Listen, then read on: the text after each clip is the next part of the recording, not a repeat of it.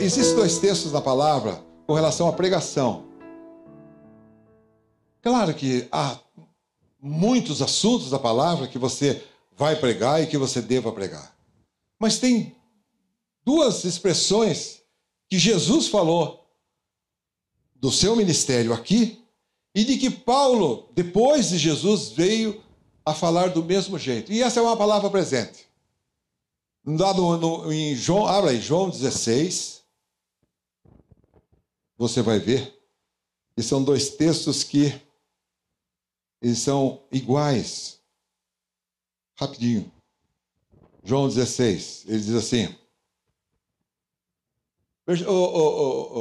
Renan, fica quietinho aí, tá? 16, eu vou pegar do versículo, eu vou pegar do começo, do 1 em diante. Acharam todos 16? Está aqui? Está lá. Amém. Tenho-vos dito isso, dessas coisas, para que não vos escandalizeis. Expulsar-vos-ão das sinagogas, de fato, vem a hora em que qualquer que vos matar pensará estar oferecendo culto a Deus. Olha, isso vos farão porque não conhece o Pai nem a mim. Mas tenho-vos dito isto, a fim de que, quando chegar a hora, vos lembreis de que já vos tinha prevenido. Chegar a hora. Eu não vos disse desde o princípio porque eu não vos disse isto desde o princípio porque estava convosco. Agora, vou para aquele que me enviou, e nenhum de vós me pergunta para onde vais? Antes, porque vos disse isto, o vosso coração se encheu de tristeza. Todavia, digo-vos a verdade, convém que eu vá, porque se eu não for, o Consolador não virá para vós. Mas se eu for, eu os enviarei. E quando ele vier, convencerá o mundo do pecado, da justiça e do juízo. É para acordar vocês. Vai de novo. Do pecado, da justiça e do juízo. Do pecado, porque não creem em mim. Da justiça, porque eu vou para o Pai e não me vereis mais. E do juízo, porque já o príncipe deste mundo está julgado. Olhe para mim. 3 coisas aqui que Jesus falou, não? E quais são as 3 coisas? O Espírito Santo vai fazer o quê? Alalá disse bem, do pecado, da justiça e do juízo. E aí no fundo, vamos lá. Repita isso que ela lá falou. Presidente. Não é para pegar na mão dela, é para responder. Responda. Do pecado, da justiça e do juízo. Está aqui, né? Está aqui. Então presta atenção. Essa palavra é uma coisa muito legal e é uma palavra presente e é hoje. Essa mesma palavra, um dia adiante, depois que Jesus tinha sido ressurreto, Paulo, na sua pregação a um governador da Judéia, esse governador, o nome dele Félix, ele disse a mesma coisa. Abra lá,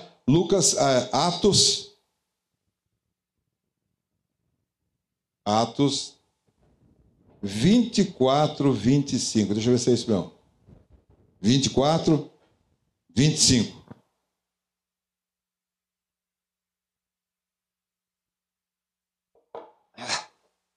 Diz a mesma palavra de Jesus, presta atenção. Ele estava, olha para mim, ele estava diante do governador, ele já estava preso, e as pessoas queriam ouvi-lo, e ele ouvindo, e ele dando bom testemunho da sua fé e de tudo mais, a dificuldade ali era extrema. E aí chegou o governador, esse Félix, e aí então ele pregou, e aí no final, veja aí, 24, capítulo 24, versículo 24 em diante. Alguns dias depois, vindo Félix com Drusila, sua mulher, que era judia, mandou chamar a Paulo e ouviu acerca da fé em Cristo.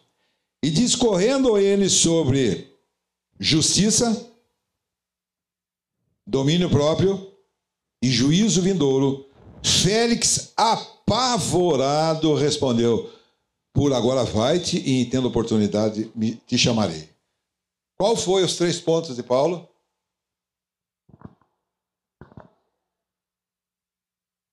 Agora eu lembrei. Tudo bem com você, filha? Que bom, puxa vida. Que bom que você está aí. Graças a Deus. O que Paulo falou? Quais os 3 pontos de Paulo? O que ele falou? E aí está toda a história da salvação do homem. Presta atenção. Qual é a diferença das 2 palavras? Jesus era do pecado, da justiça e do juízo. E Paulo? Da justiça, domínio próprio. E qual? O que está igual aí? Justiça e juízo igual. E o que está diferente? Domínio próprio e pecado. E aí começa por aí a história da eficácia da pregação de Jesus e de Paulo, da igreja, de todas as pessoas, no sentido de que as pessoas olhando e percebendo a sua enfermidade, volte-se para o Senhor e recebam dele provisão para serem curados e viverem uma vida totalmente diferente. Ele diz que domínio próprio está implícito, que domínio próprio o pecado ele se manifesta na falta de domínio próprio. Isso é verdade? Uma pessoa que não conhece o Senhor significa que ele não tem domínio próprio. E é verdade. Presta atenção. Aqui em Taubaté tem um ditado, eu já falei para vocês, ele diz assim: cesteiro que faz um cesto, faz um cesteiro. Cesteiro faz o quê? Cesto. Ele diz assim, se um cesteiro faz um cesto, ele não para em fazer um cesto só, ele faz um cento. Cesteiro que faz um cesto, faz um cento. Entendeu isso? Hã? O cesteiro ele não se contenta em fazer um cesto só, ele vai fazer 100. Essa é a história do homem, presta atenção, antes de conhecer o Senhor. Quando eu digo assim, quando diz a palavra não domínio próprio, é um homem escravo do pecado. Um homem que até gostaria de não fazer aquilo, mas como ele insiste na sua força, ele redundantemente, repetidas vezes, ele vai cometer aquilo que ele não devia e que não é agradável a Deus. Pecado é falta de domínio próprio. Presta atenção na sua experiência. Os erros seus, isso é uma situação tão notável e que se observa sempre. A pessoa ela não tem força para dizer não ao pecado. Ele não tem domínio sobre o pecado. Diferente de Romanos 6,14, assim que o pecado não mais terás domínio sobre vós, porque não estáis debaixo da lei, mas debaixo da graça. Presta atenção. Enquanto o homem, a fé, o evangelho, enquanto o Espírito Santo de Deus não chegou e veio fazer morada na vida nossa, não há condição de eu dizer não ao pecado. E aí vale aquela palavra. Não existem mulheres difíceis, mas existem mulheres mal cantadas. As pessoas todas essas, não. Por isso que eu digo, presta atenção, eu não creio em homem fiel. Se não conhece a Deus, eu não creio. Você crê? Marcílio? Está dormindo, Marcílio? Dormiu? Está orando, né? Dormiu que horas hoje, filho? 5. 5 da manhã? Levantou que horas, filho? 2 da tarde? Meio-dia. Também dormiu bastante, então. Então tá bom. Acorde aí, ô vagabundo.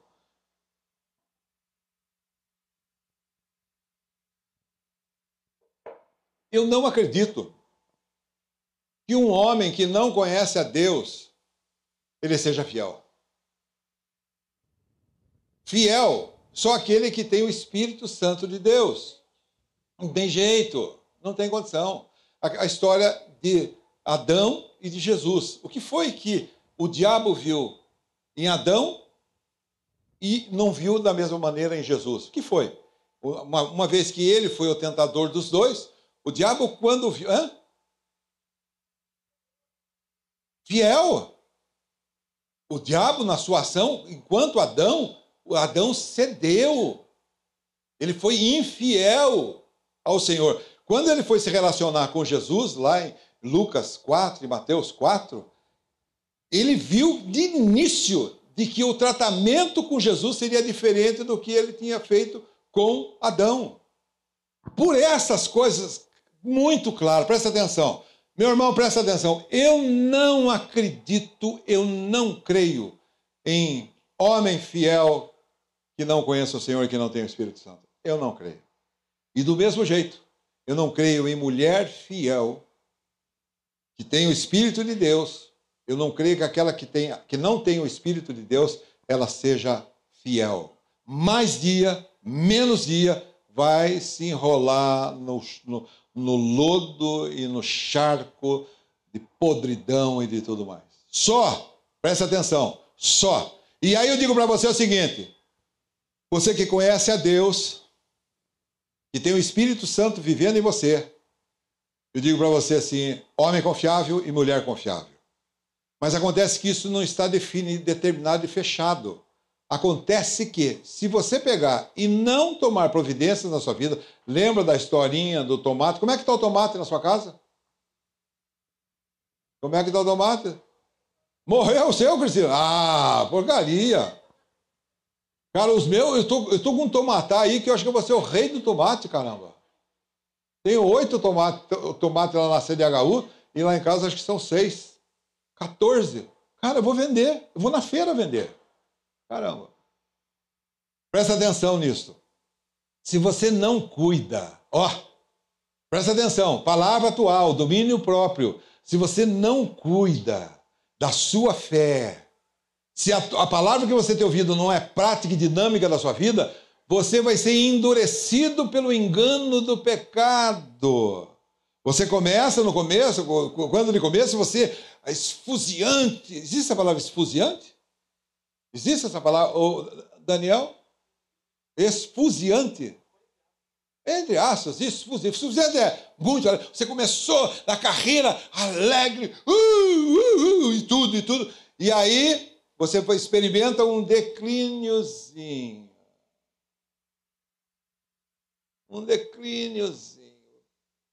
Perdeu, as coisas não são mais tão alegres como antes. Ai, hoje eu estou complicado. Ai, também. Ai, e vai começar a ver dificuldades nos outros. Presta atenção, se você não cuida, e eu digo para você que esse estado do Senhor, do Espírito de Deus na sua vida, se não for mantido, você vai voltar às mesmas práticas de antes. Eu já vi pessoas importantíssimas. Eu já vi pastor... Valdemir, presta atenção. Eu já vi pastores de mais de 5.000 membros caírem em pecado. Você acha que uma pessoa que é pastor de uma igreja de 5.000 membros é um homem neófito? Um homem sem experiência? Eu não digo isso. 5.000 membros. Esse homem caiu. E caiu em adultério. E o casamento e o lar dele foi para a cucuia. Acabou tudo. Um dia eu estava voltando de São Paulo, você estava junto, né? Paramos lá no posto, lá do Bandeirante, e ele estava lá. E ele veio agradecendo, porque naquele tempo de dificuldade, eu caminhei com ele um tempo, na expectativa de que aquele quadro revertesse. Mas ele insistiu em ir naquele caminho e foi-se embora. Que pena, que pena. Eu me lembro de uma das pregações dele, vocês se lembram, os velhos se lembram, eu não vou dizer o nome, não posso dar pista nenhuma, mas uma vez que ele pregou, numa reunião na nossa igreja antiga, ele pregou sobre Tomé. Você lembra disso, Gui? Ele diz assim, o bem que eu faço, ninguém se lembra. E o mal que eu faço, ninguém se esquece. Um homem importantíssimo. Um homem necessário ao reino de Deus. Não cuidou. Não zelou.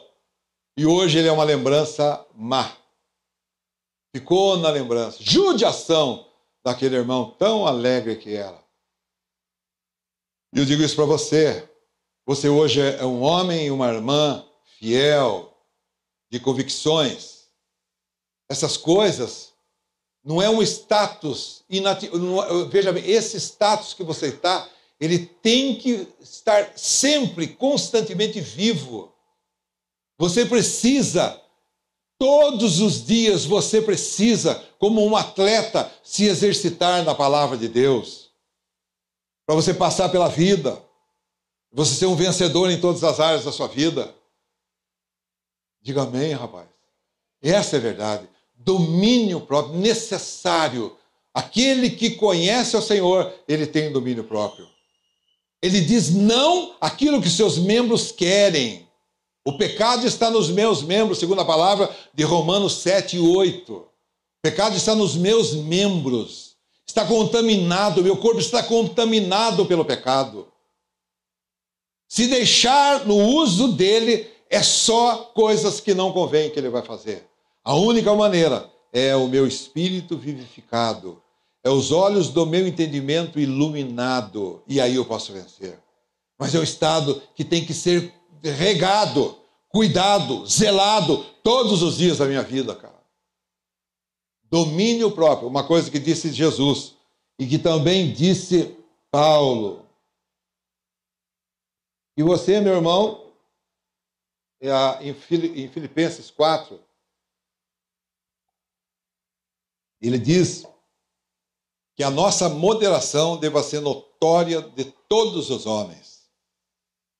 Moderação, equilíbrio, domínio próprio, conversa zelada, conversa velada, disciplinada. Você precisa tomar cuidado, porque os grandes... Ouçam isto, prestem atenção. O pessoal lá do fundo, os grandes erros começam em pequenas mudanças, em pequenos concordância. Deixa uma coisinha hoje, essa coisinha amanhã será maior. Aquele que crê, que vai morar no céu, que eu e você somos assim, diga amém. Lembrando sempre, estou de partida. Essa semana eu vou andar de avião, mas vai chegar o dia que eu vou viajar. O André odeia eu falar de morte, mas eu gosto tanto de falar de morte. Eu não falo de morte por conta da morte, eu falo da vitória. Cara do céu, é a vitória. Lá é vida, lá. Você está achando ruim de ir embora? Quer ficar mais 50 anos aqui? Bora lá, gente. Dirce, mais 50 para você? Nunca! Pelo amor de Deus, gente! Já estamos sendo aguardados no céu. O espetáculo pirotécnico lá no céu já começou a estourar lá. E estamos chegando. Caramba! Ruim isso para você? Ah, não. Por favor. Maravilhoso e tudo mais. Primeira questão. Essencial. Domínio próprio. Porque a falta dele é pecado. E você só consegue se dominar quando o Senhor é Senhor da sua vida e ponto final. Palavra de Jesus e palavra de Paulo. Ele disse também... Tem muitos textos, mas não vai dar tempo. Já acabou o tempo aqui. Outra coisa, a questão... 2 pontos comuns. Quais são os 2 pontos comuns? Justiça e juízo. Ele fala assim, a justiça de Deus. Presta atenção. Tão deturpada. Essa questão do diabo, de as pessoas, da igreja evangélica romana inventar coisas. Dizer assim que... entender que Deus negociou com o diabo para nos resgatar. É como se nós fôssemos refém, o diabo o sequestrador, e aí Deus querendo nos tirar da mão do diabo, ele vai lá e fala, ô moço, o que você quer? Diabo, o que você quer? Aí o diabo pega e fala assim, bom, o que você dá? O que você dá para soltar essa baguazada que não vale nada? Só você que gosta deles, que ama eles. Não vale nada. Esse povo que está aí não vale nada. E é mesmo. E nós olhando assim, não vale nada. Não vale nada. Não valemos nada. Aí fala, o que você dá para eu soltar esse povo? Aí imagina, olha que erro absurdo. Aí Deus falou assim, propõe lá um valor. Aí o diabo chega e fala assim, muito baixo. Muito baixo. Não vou nessa não. Aí ele, imagina, mas essa conversa nunca houve.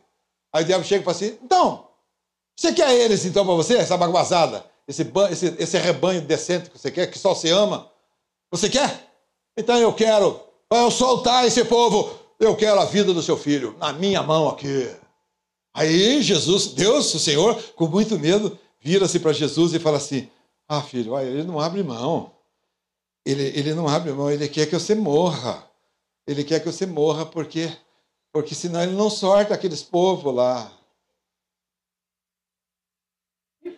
Essa igreja evangélica romana, pelo amor de Deus, caramba. Deus não se assenta à mesa de negociação com o diabo. O diabo, ele é vencido. Deus não perde tempo com essa corja, presta atenção. A morte de Jesus é para satisfazer a justiça de Deus, dele. Porque se não fosse, presta atenção. Pagou? Gastou? Tem que pagar. Cometeu o pecado? Está em dívida? Está apartado de Deus. Não tem jeito. Nós aqui, mas só um. Só mais um, tá, pai? Só mais um pecadinho, tá bom? Depois que eu fizer esse pecadinho, aí eu não faço mais, tá bom? Como Deus é muito velho, ele fala, tá bom. Olha a figura de Deus. Tá bom, filho. Não faça mais. Aí tá tudo bem. Você está louco? Você está louco? A justiça de Deus, ela é extremamente exigente. Não tem habeas corpus, não tem nada. É complicado. Presta atenção. Olha bem, todo mundo aqui, questão da justiça. Deus já deu. Maxine, Deus já deu o seu filho. Carlos Eduardo, presta atenção. Deus já deu o seu filho. Ele não tem mais nada para nos dar. Não tem mimo mais para você ser resgatado. Tá em justiça de Deus. Para satisfazer a justiça de Deus, o filho morreu e pagou para o Senhor. A exigência é do... Margarete, a exigência é do Senhor. Um santo tem que morrer para pagar a dívida de de uma corja que nem nós, caramba. Aí você fica pensando, chega no dia do juízo, que é o terceiro item, chega no dia do juízo, ai, Senhor, eu confio muito no seu amor. Dá esse benefício para mim.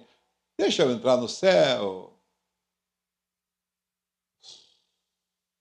O que Deus tinha, presta atenção, Paulo, Mônica, o que Deus tinha de dar para os homens, ele deu o que mais importante ele tinha. É o seu filho. Não tem mais nada para nos dar. Ou nós somos um com o Senhor, ou eu estou fora. A morte de Jesus satisfez a justiça de Deus. E a prova disso é que ele ressuscitou. Caio, presta atenção, Caio. Você, Caio, não tem como pagar suas contas, Caio. Caramba, você é pecador e você não tem obras boas que você imagina que pudesse pagar o que você já fez. Misericórdia. O Salmo 49 diz que ninguém pode resgatar a alma do seu irmão, porque o resgate de uma alma é caríssimo e os seus recursos acabariam antes para que ele vivesse para sempre e não visse a corrupção. Presta atenção. O único meio que Deus se satisfez é a morte do seu filho em nosso favor. Quando eu vou chegar no céu daqui a um pouquinho, eu estou chegando no céu, vou ser recebido não por nada de bom meu, mas por conta do filho. Ele olha para mim e ele vê a vida do seu filho em mim. E aí eu sou agradável nele, Efésios 1. Presta atenção nisso. Justiça de Deus está satisfeito. Ele morreu pelos nossos pecados e nós temos então a nossa conta paga. Segundo ponto, que ele falou e que Paulo falou também. Diga amém. Terceiro e último ponto. Ele diz, terceiro ponto, qual é? Juízo. Gente querida, aí a coisa pega e... Eu tinha tanto texto para falar, mas eu falei, eu não consigo. Me perdoe. Vou morrer, não vou conseguir nunca fazer. Viu, o pessoal? Esqueceu, fugiu o nome. Não consigo. Pregação. Se você fala assim, você é um pregador, não sou pregador nada. Coitado de mim. Eu temo a Deus. Essa é a diferença. Mas dizer assim, pegar, por exemplo, um pastor que pega princípio, meio, fim, eu me atrapalho. Eu chego para o meio, falo muito um ponto e não consigo passar e tal. Hoje eu estou conseguindo passar. Estou indo lá, já passei lá. Primeiro que eu fui, qual era o primeiro? Hein? Pecado que é? Falta de domínio próprio. Segundo que eu falei? Justiça. E agora o terceiro é justiça. Hoje eu consegui cravar isso. Hoje eu mereço um prêmio. E tem um monte de texto, mas eu estou pulando tudo para trás dos textos. Questão do juízo. Misericórdia. As pessoas acham que Deus está brincando. E quando ele fala do juízo eterno, não é bem do jeito que nós estamos falando. O problema é que quem torce a palavra traz sobre si condenação. Preste atenção. O mundo, ele está perdido. Ele não aceita isso que a palavra fala. O mundo, olha, 90%, olha, de verdade, eu acho que é quase que a totalidade não crendo que a palavra fala no julgamento. O que eles falam? Primeiro que eles falam, um deles falam de que a vida se acaba aqui. Portanto, se a vida se acaba aqui, até o conselho da palavra é comamos e bebamos, porque amanhã morreremos. Cai na gandaia. Não é mesmo? Se sua vida acaba aqui, cara, aproveita. Aproveita. Você olha, cara, olha, presta atenção. Uns dizem assim, a nossa vida não tem mais nada. Morreu, acabou tudo. Eles dizem isso. Outros, questão do juízo, eles dizem assim, não, você vai e você volta. Muitas vezes vai ser aperfeiçoado. Bonito. Bonito. É a mesma coisa que eu dizer para vocês, olha, para ser salvo, você chupe bala de hortelã. Ah, é? Ah, eu quero. Então, se eu chupar bala de hortelã, eu estou salvo. Tá sim. Os idiotas pegam e aceitam essa ideia. Olha, você volta muitas vezes e vai se aperfeiçoando. Não tem nada escrito na palavra. Aí chega um outro grupo e diz assim, não, você vai lá na eternidade, você vai queimar no forno lá e vai queimar seus pecados, você vai arder lá, uns mais, outros menos, conforme as suas obras e tudo mais. Mas não encaram o juízo e não encaram a coisa assim de frente. A palavra em Hebreus 9:27 diz assim, que ao homem é dado o direito de morrer uma só vez, vindo depois do juízo. Você está lembrando do desespero que deve estar vivendo o Lula por conta de um juiz de primeira categoria? Ô filho, Daniel, é primeira categoria? Primeira instância, não? Primeira instância. É o menor dos juízes. Você já imaginou a aflição que esse homem está vivendo nesses dias? Você já imaginou a aflição que o Eduardo Cunha experimentou nesse ano todo aqui, até chegar agora, e ele foi para o lugar que ele temeu tanto? O juiz de primeira instância, ele está vivendo no inferno. Um juiz de primeira instância é temido numa intensidade absurda. Falar de Palocci, falar de todos esses que estão lá presos. Temendo. Agora, vai sair a delação premiada para da Odebrecht. O Eduardo Cunha parece que vai fazer delação premiada. Deixa eu dizer para vocês, vai faltar cadeia. Você imagine os políticos lá, por exemplo, o Renan Calheiros. Ele tem, parece que 8 acusações lá. E ele começa a agredir o juizado aqui. Rapaz, esse cara é louco. Ele fala um monte de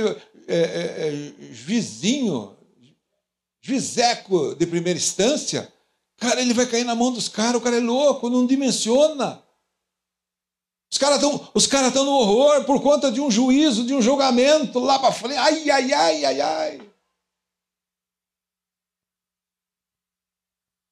Agora, e diante de Deus,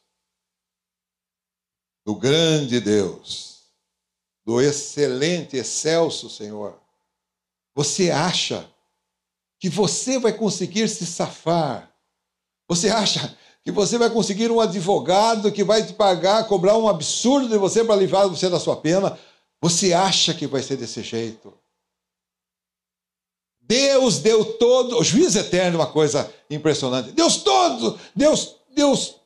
deu todos os recursos para que o homem seja salvo. O homem vira as costas, transgride, como que amanhã vamos tratar desse assunto.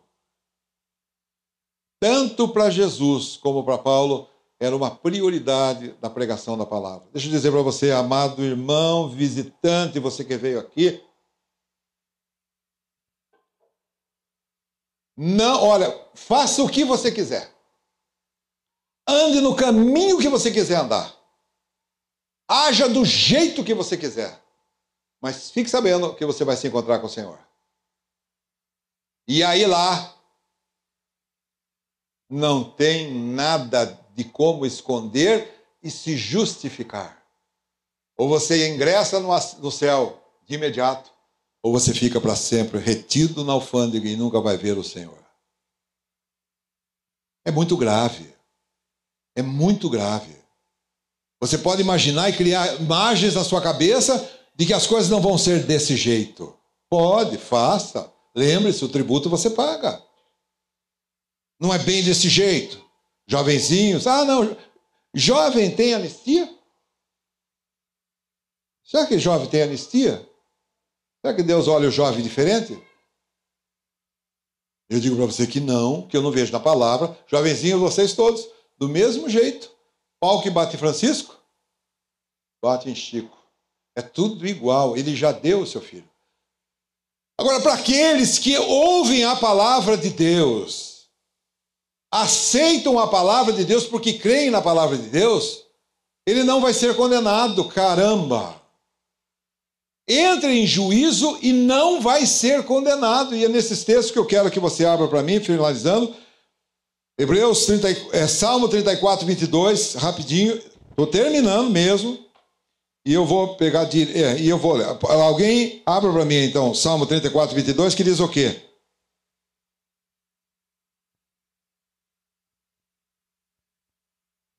Diz o quê?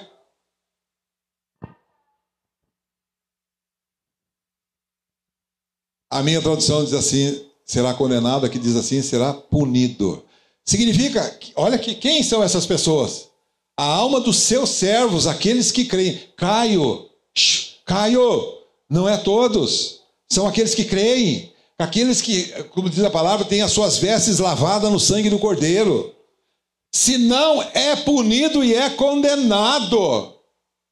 E aí você é corajoso e anda, você vai ver. Você está achando que eu estou exagerando? Diga então que a palavra, que Deus errou e que não é esse sentido da palavra. O outro texto, João, Evangelho de João, se você quiser, eu só leio aqui, capítulo 3, versículo 15 em diante. Para que todo aquele que nele crê tenha a vida eterna. Versículo 16. Porque Deus amou o mundo de tal maneira que deu o seu Filho unigênito, para que todo aquele que nele crê não pereça, mas tenha a vida eterna.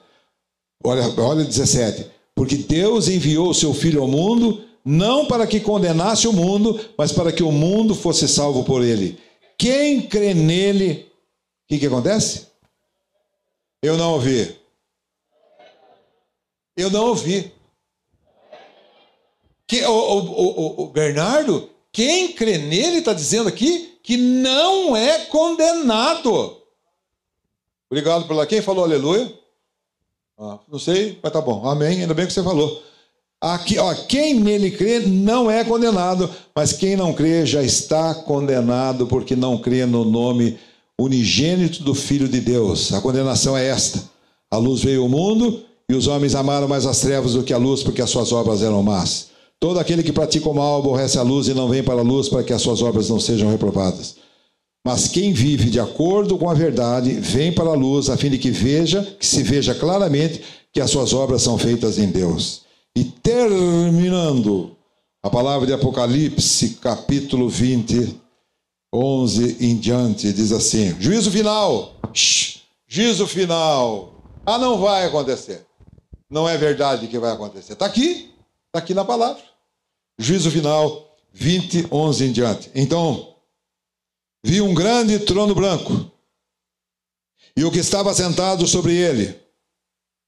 Da presença, Apocalipse 20, 11 em diante. Da presença dele fugiram a terra e o céu, e não se achou lugar para eles. E viu os mortos. Os mortos. Aquele que se enterrou. Está incluído nessa lista aqui. Todos. E viu os mortos, grandes e pequenos, que estavam diante do trono. E abriram seus livros. Abriu-se outro livro, que é o da vida. Os mortos foram julgados pelas coisas que estavam escritas no livro, segundo as suas obras. Você escapa? Como é que você está para isso? Como é que você está para viver este dia e esse momento? Tudo bem para você? Quem crê, vimos, não está condenado. Mas quem não crê,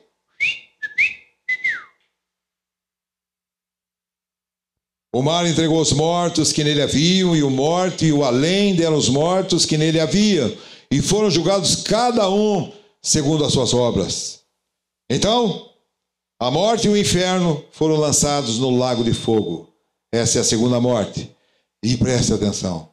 E todo aquele que não foi achado escrito no livro da vida foi lançado no lago de fogo. Daniel, como é que escapa dessa, Daniel? Misericórdia. E todo aquele... Cara, eu estou falando hoje quando estamos vivos. Você toma jeito na sua vida, você abre os olhos. Olha o que você vai fazer com você. Olha a palavra dita por Jesus e depois por Paulo. E a palavra que perdura durante toda a história da igreja. Você vai ter que enfrentar. É verdade, está aqui. E todo aquele que não foi achado inscrito no livro da vida foi lançado no lago de fogo. Presta atenção, hoje ainda estamos vivos. Você tome jeito na sua vida.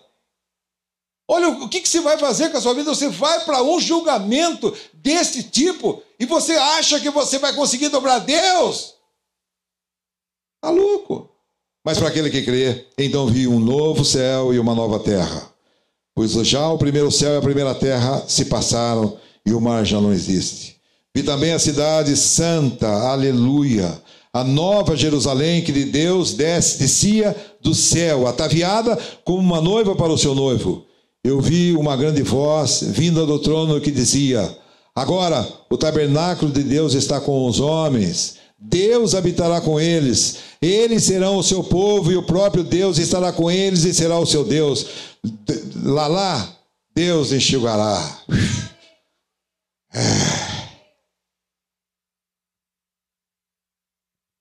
Deus enxugará de seus olhos toda lágrima.